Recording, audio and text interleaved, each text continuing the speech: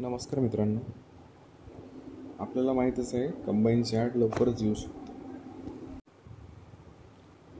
कंबाईनची add असं वाटते या महिन्याच्या शेवटपर्यंत येऊ शकते किंवा लांबू येऊ शकते. पण जेव्हा कधी येईल आपण तयारीत राहिलं पाहिजे. त्यासाठी आपण तुम्ही रिव्हिजन केलीच असणार. रिव्हिजन झाल्यानंतर क्वेश्चनची प्रॅक्टिस महत्त्वाची आहे.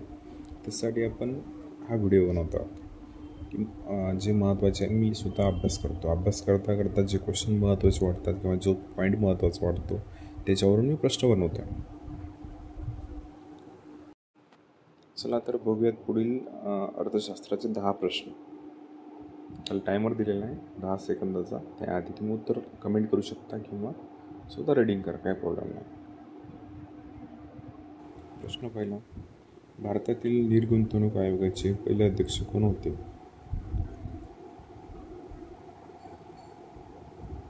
सॉरी, ऑप्शन खालीवर झाले.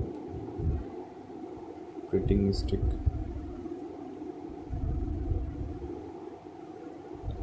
उत्तर आहे ऑप्शन 1, जी.व्ही. रामकृष्ण. प्रश्न दुसरा, 2020 मध्ये आंतरराष्ट्रीय वित्तीय सेवा केंद्राची स्थापना कुठे करण्यात आली? सॉरी, इथे पण प्रिंटिंग मिस्टेक झाली. ऑप्शन खालीवर झालेत. सॉरी दिस.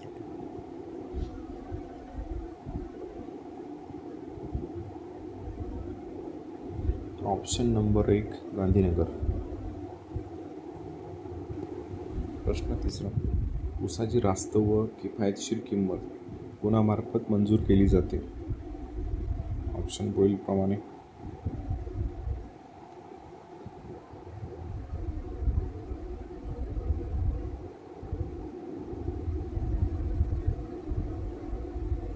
उत्तर आहे 1, आर्थिक कामकाज कॅबिनेट समिती.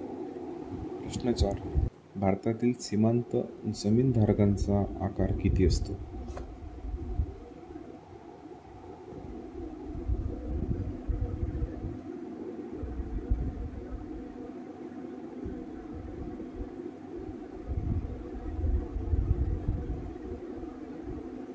उत्तर आहे ऑप्शन 4, 1 हेक्टरपेक्षा कमी. प्रश्न 5, प्रधानमंत्री मुद्रा योजनेचा उद्देश काय होता? योजनांवर बरेच प्रश्न येतात.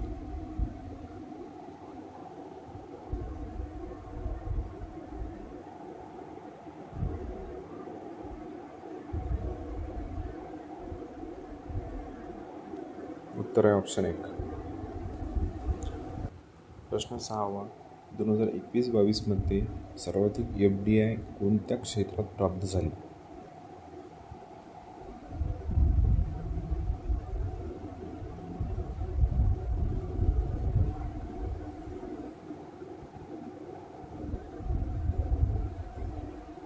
ऑप्शन 4. प्रश्न 7, 2021-22 मध्ये सर्वाधिक FDI कोणत्या राज्यात प्राप्त झाले आहे? ऑप्शन्स आहेत महाराष्ट्र, कर्नाटक, गुजरात, दिल्ली.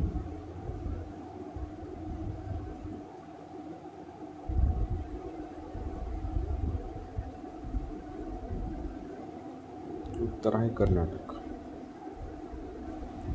प्रश्न 8, महाराष्ट्र शासनाने 2018 मध्ये इलेक्ट्रिक व्हेकल प्रोत्साहन धोरण जाहीर केले होते. त्याचे सुधारित महाराष्ट्र इलेक्ट्रिक वाहन धोरण केव्हा जाहीर केले?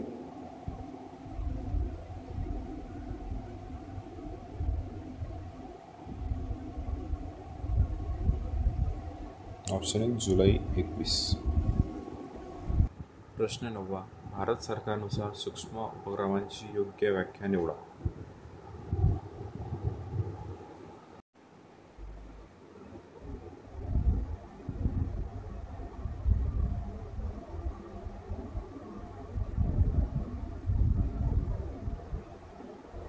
ऑप्शन आहे 2, गुंतवणूक 1 कोटीपर्यंत व उलाढाल 5 कोटीपर्यंत.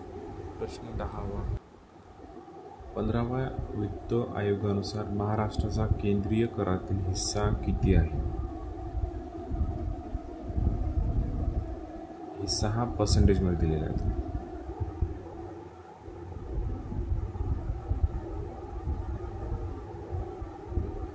ऑप्शन 2, 6.317.